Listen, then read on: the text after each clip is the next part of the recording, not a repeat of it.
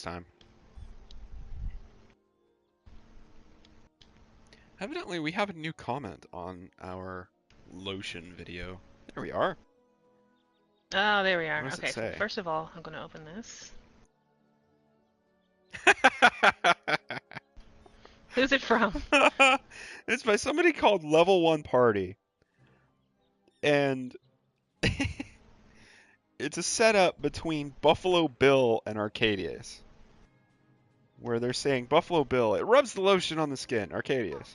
I don't understand why people need lotion. It's just a gimmick.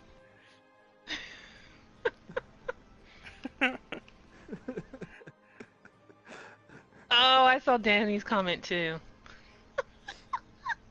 Yeah. Alright, we're alive. I'm like super frozen now. Alright, I'm going to mute myself so I can listen to this real quick. Okay. Yeah. Are you still frozen, Arcadius? No, you're moving around now. Nah, I just got unstuck. Okay. It also might be the hookup to the stream that got me frozen too. Yeah, maybe. God, there's too many people behind our house. Yeah, we're gonna have to like build a second story, put a ward on top, and that problem should go away. We're gonna have to like. Alright, we're sounding really good, guys. Alright, cool. So the other thing I need to do is actually...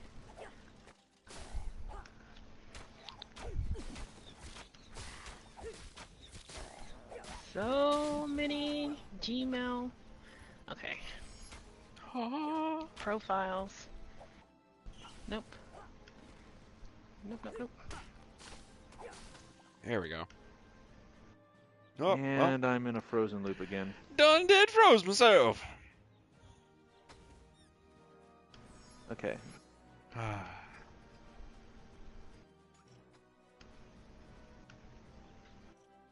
Is that your starter for the drill? Well, yeah, so I can get down at a 2 deep level.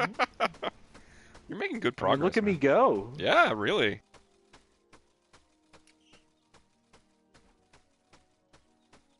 Where's Vast at? Oh, Dude Be Cool has joined. Oh my god! Been a long time. Dude, a be really cool. long time. Well, I guess that's the price we pay for being live. Dude Be Cool has arrived. Oh my gosh, it's not been since the Destiny days. Yeah. Dude Be Cool. We're on a stream. Go join the chat. Yeah, I don't think he knows that. Or just be yourself. Yeah, just do your thing. Anyway, are we ready to go? Bass, are we ready to go? I think you're still muted. That's not good for, streamability. Oh my gosh. I keep on thinking I'm muted, and so I press the button to unmute myself, and I start talking. It's one of those days. It's okay to ask, guys, am I muted? Yeah. And when you hear nothing, that's when you know. Well, the other thing about it is, like, we have such Again. I feel like we have such a natural rhythm when we talk that I'll say something, and you guys will keep on going, and it fits in the conversation, so I don't know. Are you saying that we ignore you? No. If you're only an interjector. Well, maybe. Maybe That's what not I'm our saying. intention. No. Okay, I'm ready. I'm going Okay. to try and get this intro out. Do it. Do it. Welcome to Double Take, where we review the latest releases that pass you by, all to let you know if they're worth your time and your money. Double Take, one game, show, movie, or series, in this case. 2 opinions. Let's get started with today's review of Spider-Man Into the Spiderverse. Well, I feel like we should Should say, we call it Triple Take? first of all, that Arcadius is here because he saw Hello. the movie also. So it's not... So it's not just... You can still call it double take. This is a rare occurrence. What if it's double take plus 1? Can we just call it that? Double take plus 1? Double take plus? Yeah.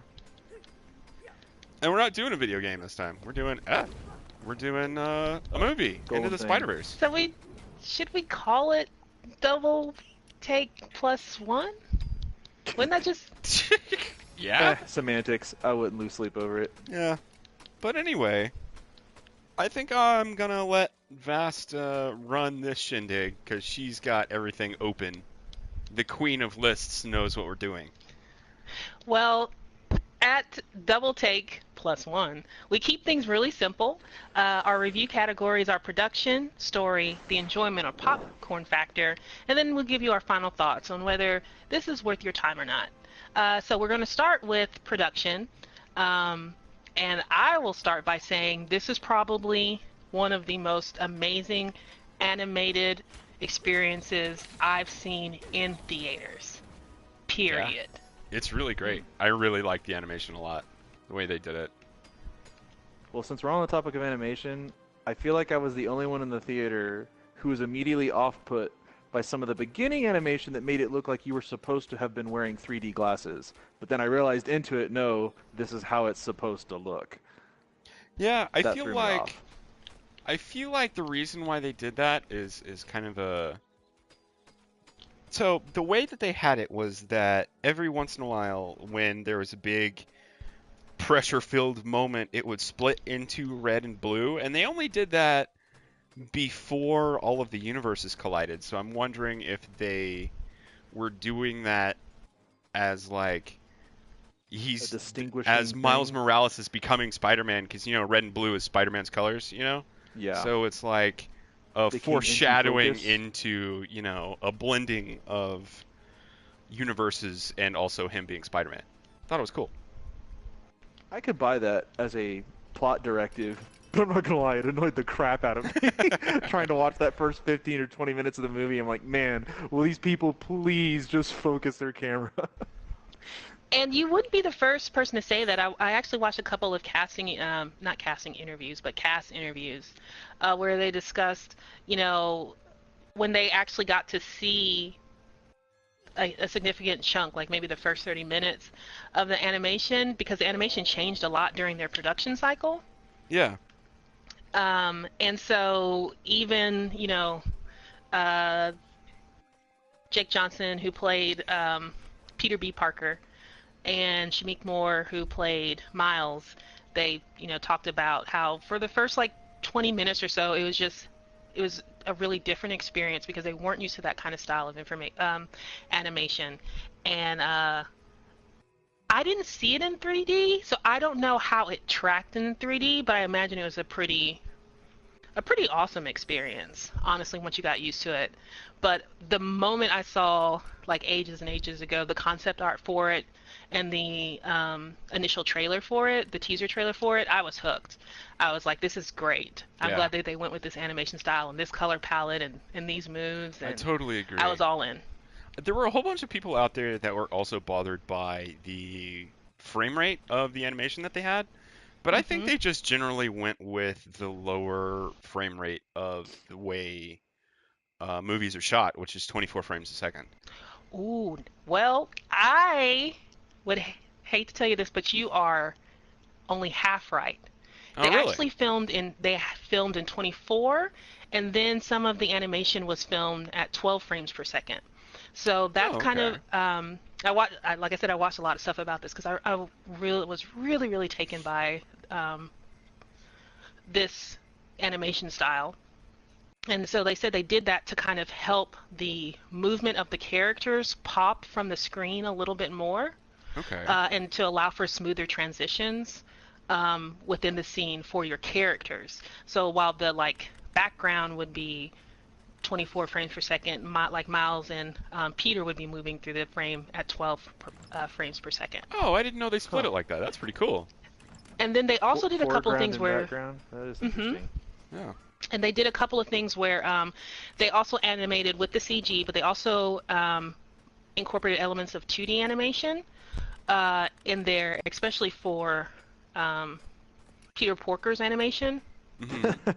Yeah, you'd have to in order to make him look actually cartoonish. Yeah, definitely. Yeah, so they mixed a lot of styles. They did a lot of things that you just never seen before, and it was good.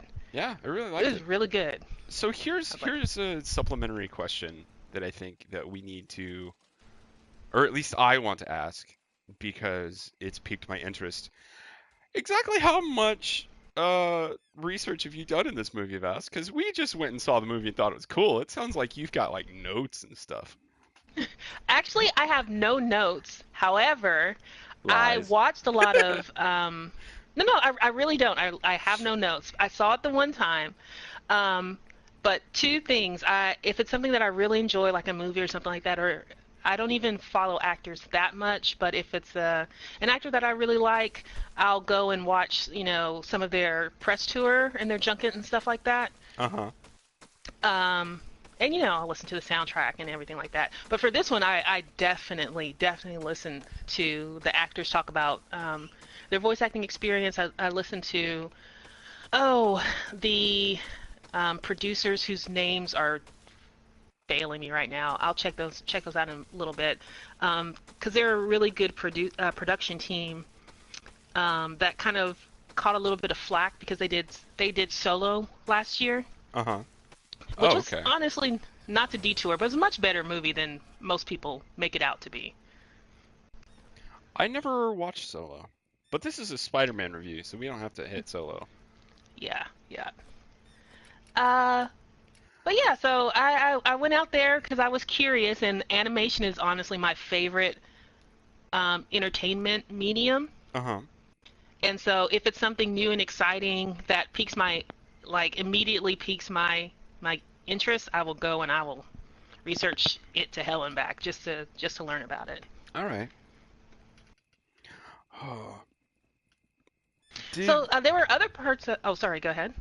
No, I was gonna say along the lines of animation and all that. Did you like the blend of the way they changed the animation style between the various universe Spider-Man and Spider-Girl, Spider-Women? I did actually. I really like that for a couple of reasons. One, it just showed the versatility of the animation style that they were trying to pull in there. But it was also subtle nods to the art teams who, if not created the character, created the versions that we were seeing in the movie. Yeah. Um, and it really made the film seem that much more stylistically rich, and so it's very easy visually to know immediately. Okay, we know the story that all of these people come from different universes, but looking at them visually, it's very easy to see that they're from different universes. And Yeah. so it was just really cool to see, Spider-Man Noir out there with like the cross hatching and the, And the the Nicolas black and Cage white, voice. the Nicolas Cage voice, and the wind blowing his coat when there's, underground and there's no wind. Yeah, yeah. By the way, I'm taking this cube. Yeah, It that's a confounds good me. Nick Cage. It was. And he's a weirdo. So I think that goes into a little bit of the production. What did you guys think about the voice acting in the movie? I thought it was great. I thought they had some really good choices. I thought Nick Cage was a pretty good choice for Spider-Man Noir. I thought Yeah. that what's his face? The guy who did Kingpin. I forgot his name right now. Liev Schreiber. Yeah, he was really good as Kingpin. Yeah, I agree. And man, it was pretty apparent that they had some pretty good chemistry among voice actors when they got into actually speaking through their roles and stuff like that for their characters. I thought it was really cool the way that they did it. I also thought that they had some really big names in the film. So they had Lily Tomlin as Aunt May, and I was listening to her talk. I was like, why is Mrs. Frizzle in this movie? Oh my gosh, it's Lily Tomlin. So that was a nice surprise.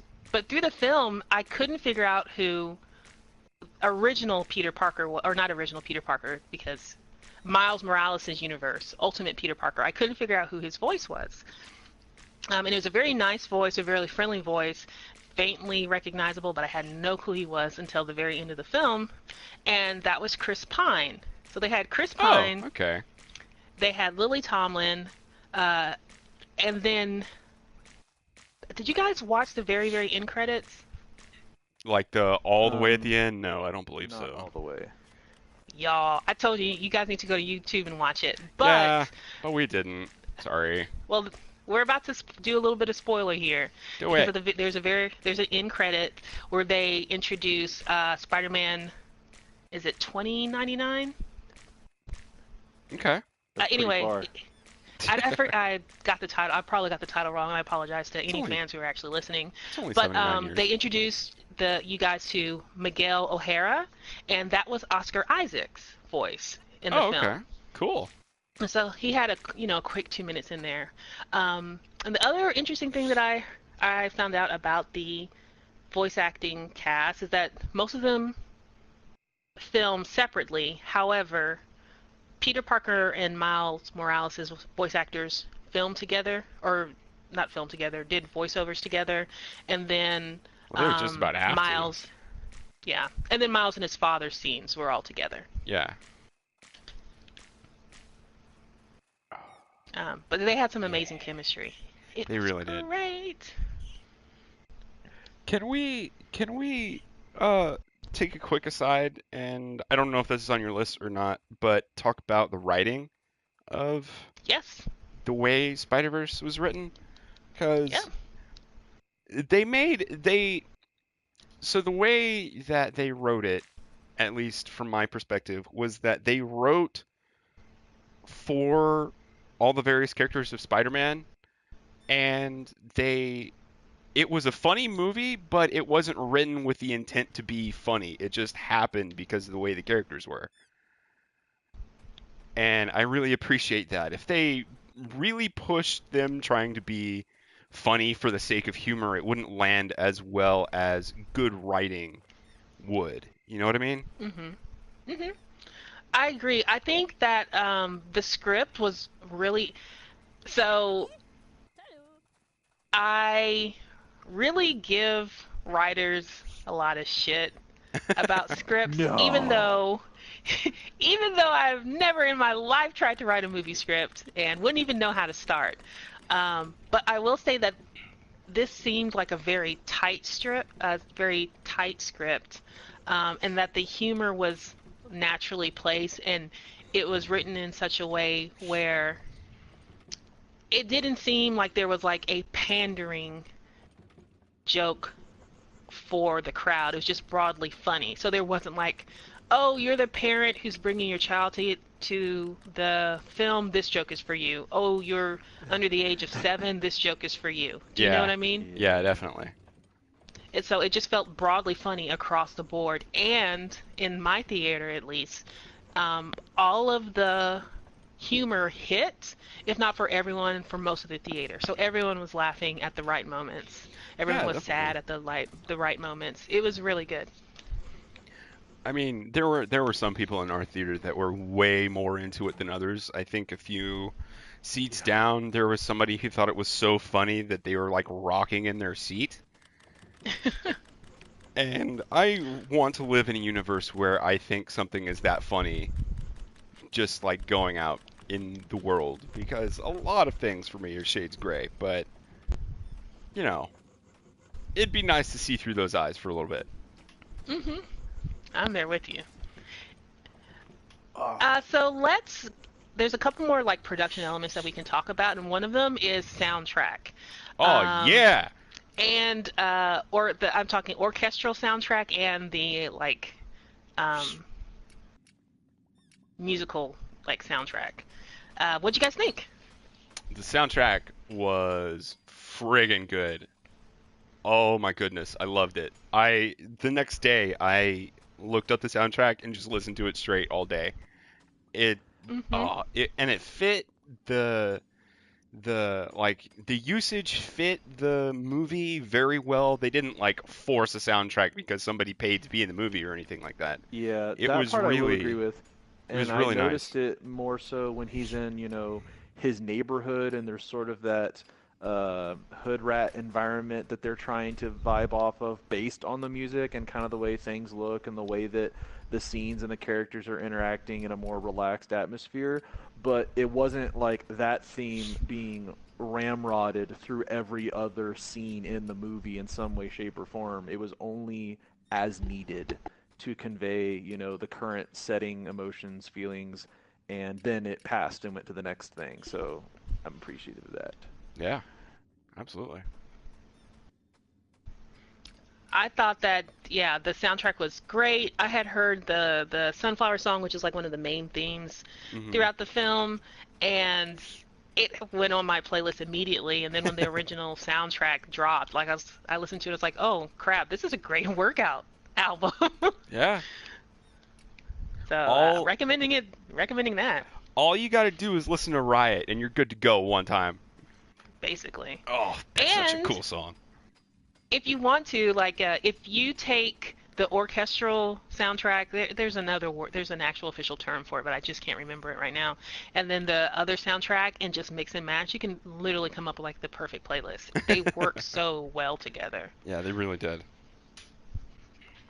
I feel like a lot of, especially, it feels like it's in the DC camp, but it's not. It's not a DC movie. I'm talking about like the way they force sound, and it, DC really tries to be like, I don't want to say campy with their music, like we got to make it like grandiose or dark or something like that.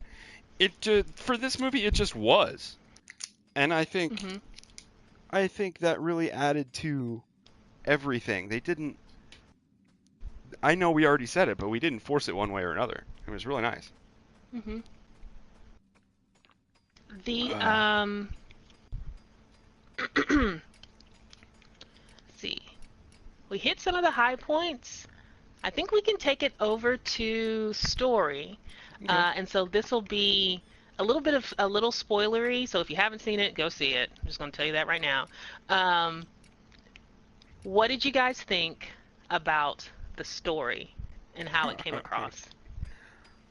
I thought it was cool. I had my reservations at first about it because I wasn't sure how they were going to do it. If it was going to be in a corny manner, and then like the bad guy wasn't going to be very bad guy-ish because they were going to focus more on like the quirky interactions of their universe rather than like, you know, the whole evil villain common foe thing. But they actually didn't, to my surprise, Yeah. and it was very focused around defeating the villain and had very little to do with their interaction of their universe. And they only kind of hint dropped it towards the end of, hey, uh, we have a way to communicate with other universes. This isn't the end of it. They just kind of left it in a sort of happy medium like that, and then for next time type thing.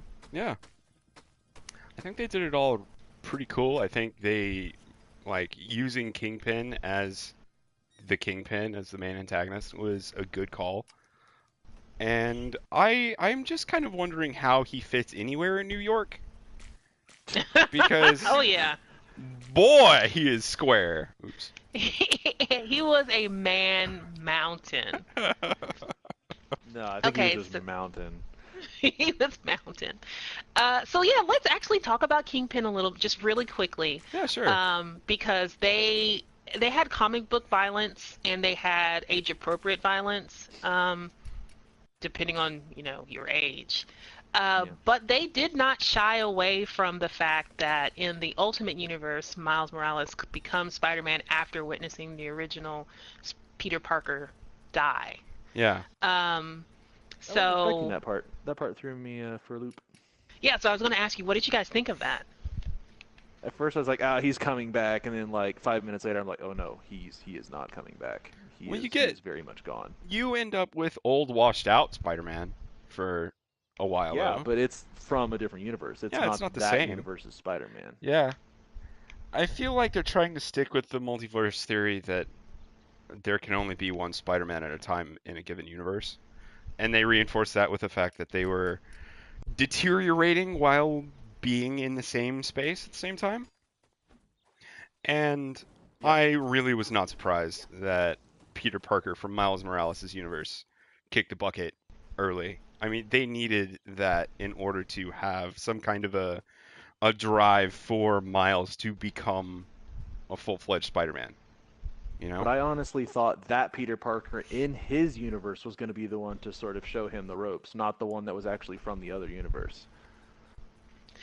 So honestly, I'm going to take it as an aside, and because I found this out during some of the interviews that I watched, that was purposeful. Um, Two things I forgot to mention this when we were talking about voice actors. One, initially they had planned to get Tobey Maguire to voice act Peter Oh my Parker. god. Oh, I They don't were- know. Well, because a lot of the things that were referenced from his introduction were from the Spider-Man films. Yeah, the Sony Spider-Man, yeah. Yeah, the Yeah. Sony Spider-Man. So they were going to get him to voice Spider-Man, but I think eventually either it fell through or they decided to go with someone who wasn't as recognizable, and that's how they ended up with Chris Pine.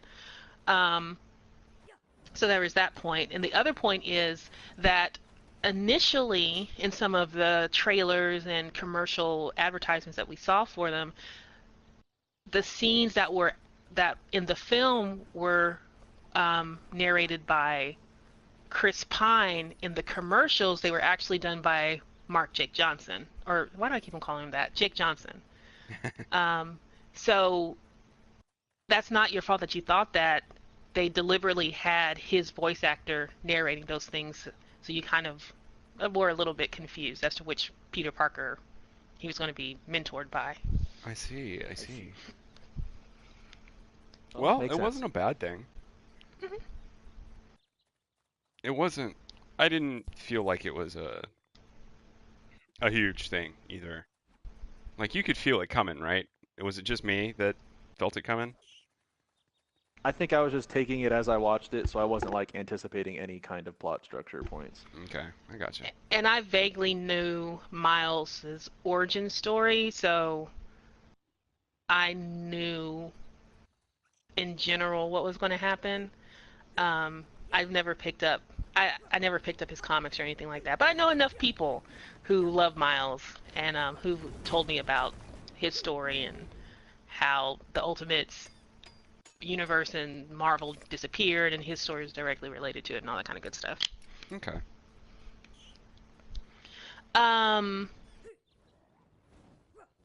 What did you guys think about how they use the theme of there's always going to be oh no, not that. The theme of I always get back up throughout the film. It seemed a little kid-like to me, but I think the word might be wholesome, since it's the range of audiences that the movie was intended to show, too. yeah. I mean, we can all call it what we want, but it seemed kid-like to me. And that's fine. Like, it's a movie for all ages. I was expecting some of that from the beginning. And it's a good kind of moralistic driving force to have, but it doesn't translate as well in the real world, you know? It's specifically like a fable kind of axiom.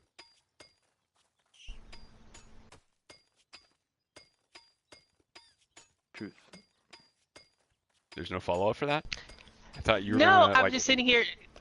No, because I was like, this is gonna Pondering the get me meaning on of my. lines, huh? No, this is gonna get me on my soapbox. do it. But I'm not gonna go into Box it it. Why very not? much. But Box it just, up. No, because it'll take a long time. But I will say that one of the things that I liked about it and what struck me about it is because I do see comic books as our modern day fables, and that kind of messaging is necessary in society to maintain a lot of the little t and big T truths that we tell ourselves to function as a society. Mm-hmm. But I liked how, in my mind, the idea carried forward where the original Peter Parker said that I always get back up, Spider-Man always gets back up, or something like that. And then at the end of the film, the hero rises. There is one Spider-Man, and he did get back up. So I kind of like that kind of continuation of the character throughout the film. Okay. The feeling that continuity for continuity's sake kind of thing? Mm-hmm. And just having a theme and sticking with it and making it push through the entire film. Yeah, I can totally see that. Any other story beats that you found interesting? Um, well, it wasn't really specifically the I always get back up bit that I liked the most for like stories or sayings or anything like that. It's more of you don't know what's going to happen, and it's a leap of faith thing that really struck me more heavily than always getting back up. Oh, so talk about that a little bit more, because that was another really excellent theme in my opinion. Well, it was one of the things that really came up when Miles was tackling what his powers were, what his place in his own universe was. And it's one of the things that one of the older his mentor Peter Parker, told him as they were going off to battle Kingpin and go back to their own universes, is that you really don't know how it's going to end up. You just got to do it, and you're not going to know any of it until you try. Hmm. And that I think is much more applicable with the real world than you're always going to get back up kind of thing. And the way I said it was kind of morbid upon looking back on it, but I think it was a good thing. No, I get where you're coming from. I just see them as two things that actually resonate and um, combine with each other very well. Hmm. Um, and yeah, they were just really good. I feel necessary themes, and they worked really well. They didn't hit, even though it came up several times. It wasn't a theme that just like was slapped into your face like over and over and over again in a negative way. They told you it and they actually showed it through the character actions and not just Miles' actions, but all the other characters' actions as well. Yeah, absolutely. And there are various ways that they took a leap of faith between all of them, with trusting and trusting yourself and trusting one another. Um, and then, of course, a very physical and visceral um, you always get back up scene towards the end where Miles is fighting Kingpin and his dad is watching and he's like, get up, Spider-Man, you can get up, Spider-Man, kind of thing. Hmm. They just had some really good visual and thematic cues that they just carried through, and I Yeah. enjoyed it. So I'm gonna make you talk about your feelings for a few seconds. Clap, clap, clap. Okay. What Go did you go guys for think it. about Miles' relationships with the various spider people, but also his family? Because that was another big theme in the film. Hmm. Yeah. Arcadius, you want to go first? Sure. I think as far as someone of his age going through the normal high school, walk of life segment that everyone's got to go through, that excluding the Spider-Man aspects of what he was going through, that they did a pretty real portrayal of, uh, of how, you're trying to find your place, your meaning, what people think of as what they want to do as far as leaving their mark on the world, and how do they make a difference and still kind of stand out to be themselves that people can know them for and not just, remain invisible, Hmm. uh, or seemingly invisible. And I thought it was a pretty good thing that, his, I guess, uncle, yeah, his uncle was a role model before it was revealed that he was one of the, That he was Prowler. villain type people. Yeah. Um, that there was still, family ties involved with, his maturity as an individual and what shapes his decision making that wasn't necessarily just his parents, because obviously it looked like his family structure was two, full-time working parents that couldn't necessarily always be there, and his uncle filled that small gap of family that was always able to be there at pretty much the beck and call of Miles whenever he needed him, to try and wade through some of these uh, life circumstances that he was unsure of and still remain unsure of, and that's why that older Peter Parker kind of reinforced the latter part of that learning curve that was like, look, nothing's perfect. You just have to go for it. And kind of filled the other piece of the missing role model that, obviously his uncle left behind once he was gone. Yeah. Mm-hmm. I thought that was really good. So is it my turn now? Yes. Go ahead. Okay. Well, I have two things to say. And one, I'm dead inside. And two, what was the question? Also, Just very your important thoughts. questions. These are important. just your opinions, like slash thoughts on Miles' relationships within the film. Nothing too long. Miles' relationship, like, okay, so you framed it With his around parents, his with his parents parents, with the other and Spider-Verse people, also, and his family. Yeah. yeah. I really would have liked to have seen a lot more interaction between all the various spider people, but I recognize that that's one, not entirely what the movie is about, and two, you can't show a whole bunch of that in a movie that has to be a certain length. We can't have a 9-hour Spider-Verse movie.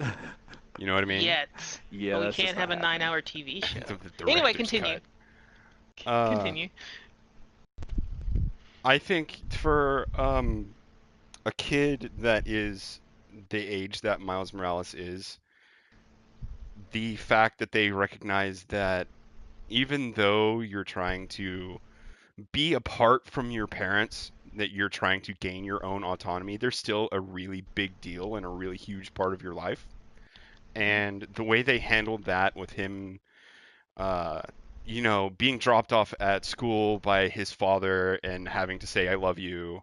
And also later on in the movie, him wanting to go back home and just be around his parents and in his own room again shows the really kind of how am I trying to put this?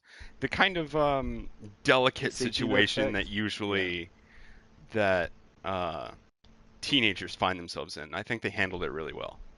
It's most Yeah. definitely not a puberty thing either. No, I thought that as far as like creating a character, like he was so recognizable and relatable, um, and not only as like a preteen teenager, I think he's like 13, 14, Yeah. 15ish in the movie, but also like just his situation.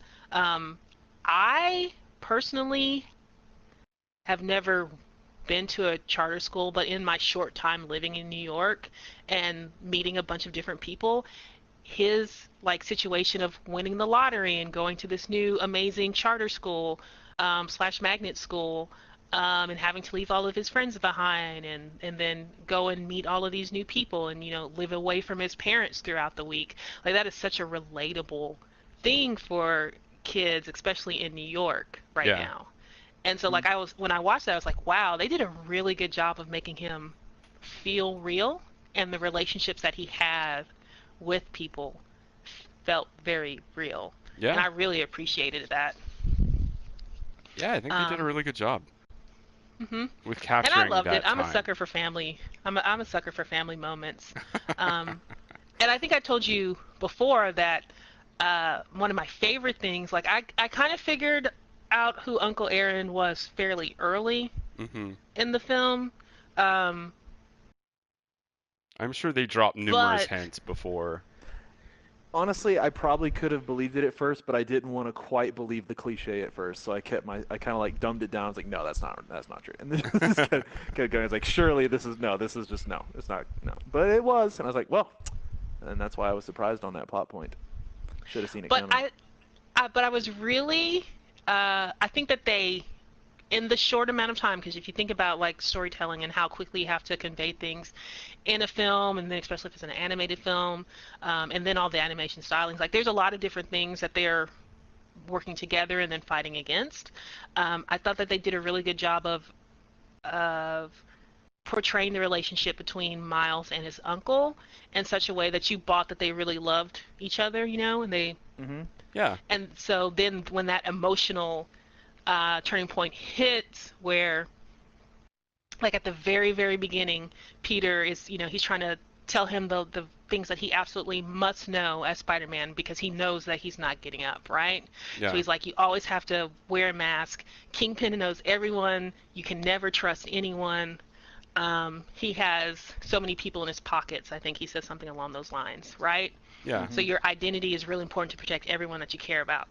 So like that's like one of the last things Peter says to him.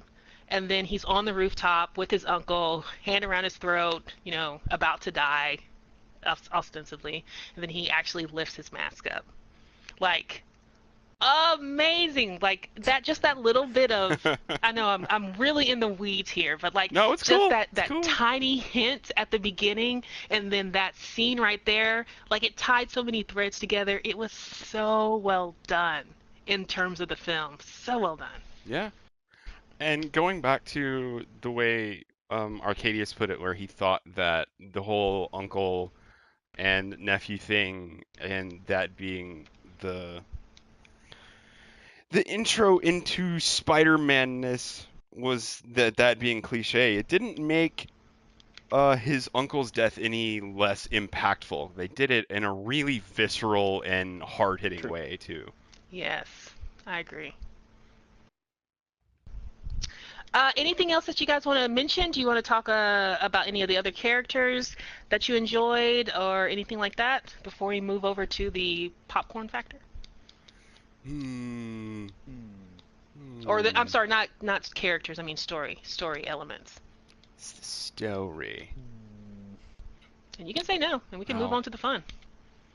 I found it really hard to believe that Kingpin could get in that subway car.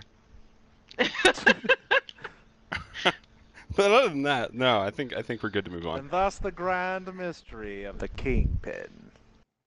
I mean, it's not like a deal breaker for me in that movie. Like, he can't fit in that subway car. This movie sucks. That kind of thing. But it did take you out for a second.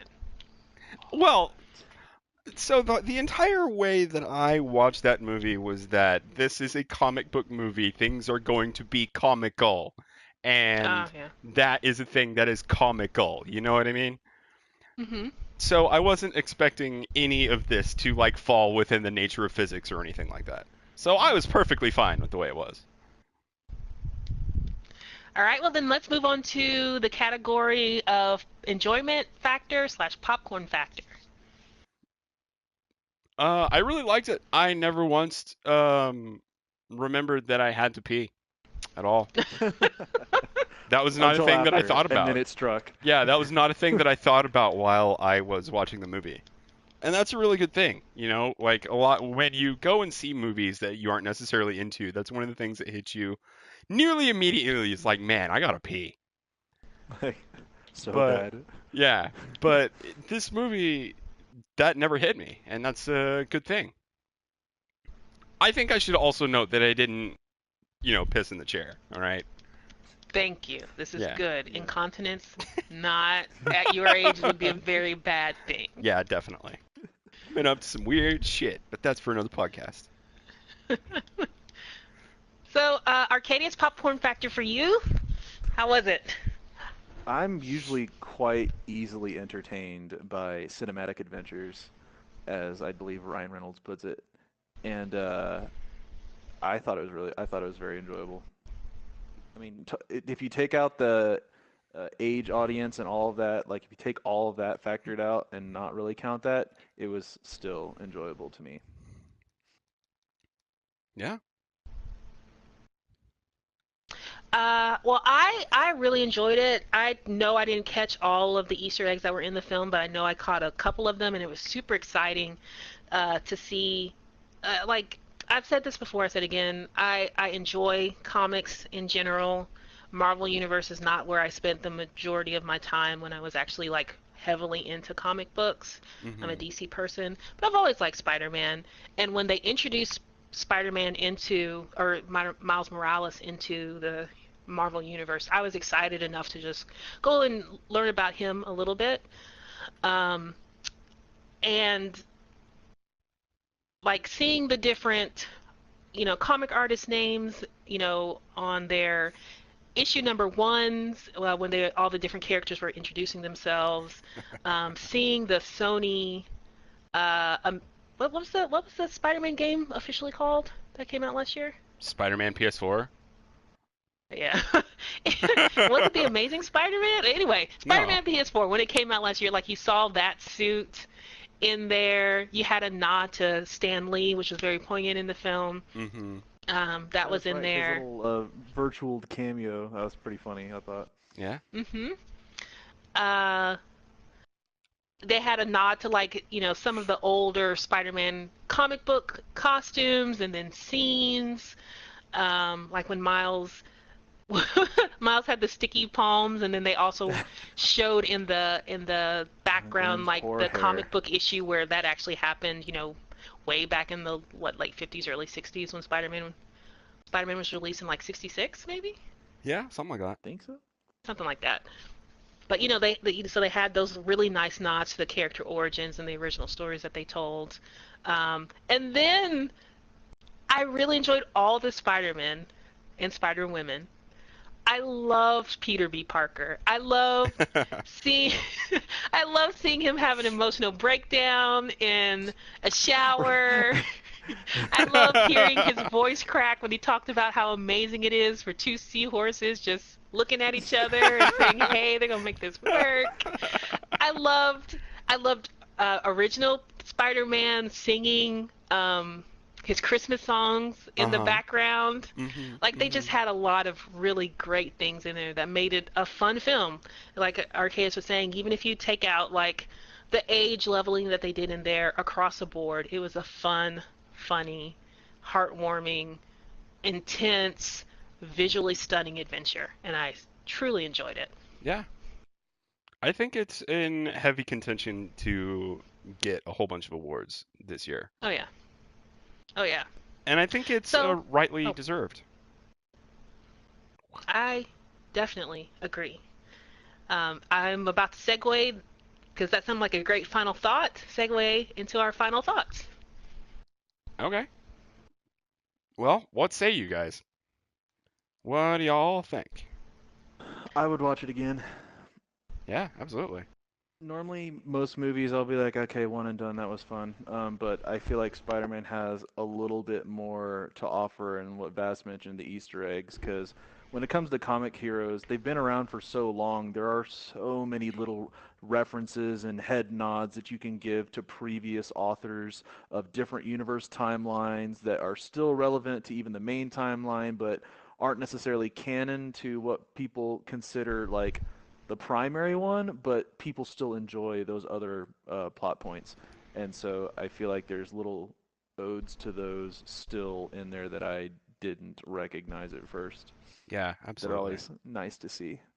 hmm Well, I'm not usually one to go back to anything really. It's hard for me to pick up a book again after I've read it. Um, Really? yeah, I'm not really one for re-experiencing the same experience again, aside from a few video games that I could play over and over and over and over. Um, but yeah, if this was on TV and I flipped through it and I saw it, I would definitely stop and watch it. And that's about as good of a review of a movie as you could get from me because I'm not usually a movie dude either. This is So true. This is Hmm. high praise, so people. that's This is high pretty praise. that's about as high Hi. as you're gonna get for me.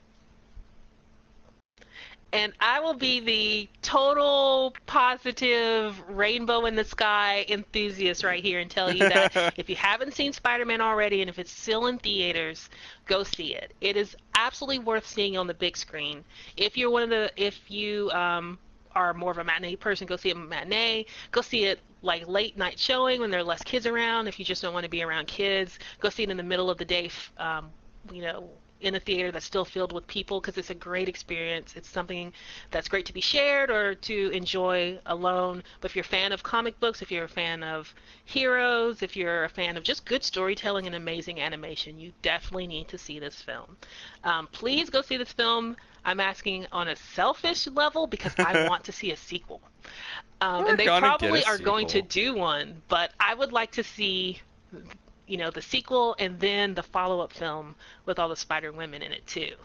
and then maybe the spin-off TV show. Because if they can like get some of that animation into like a television form, like I'd be watching that all day. And I will say that Marvel will have beaten out DC in terms of animated television if they got that style into like a TV show. Well, there you have it. Are we finished? I think that ties Uh, the bow on it pretty well. I think so too, everyone. This has been Durnami Gaming's review of Spider-Man Into the Spiderverse. Thanks for listening. If you enjoyed this review, hit that like button, comment, and subscribe to our channel. And you can find us across all social media channels at Durnami Gaming. Thanks for joining us. Also, we're going to be doing the wavies pretty soon, like on Tuesday. So if you're catching us, then you can still catch us on Tuesday. All right, that's it. Bye.